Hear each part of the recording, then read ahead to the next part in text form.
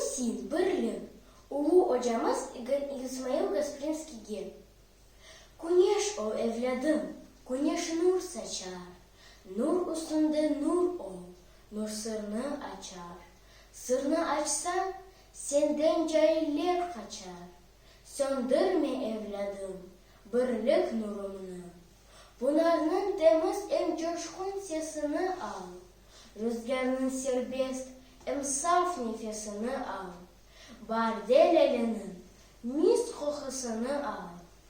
Yaşat evladım, birlik duygumunu. Her vakit ışık ver, akıl fikir gel. Düşünce hep olsun ana dilinde. Her vakit elal çekilsin elinden. Unutma evladım, birlik gayemini. Can içinde can ol, canda var birlik. Can var birlik olsa, anda var erlik. Can canha yük olmaz, anda tırılık. Bırakma evladım, birlik yükümünü.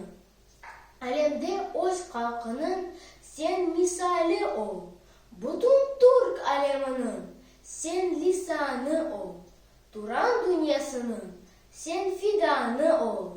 Hiç coyma evladım, birlik yolunu.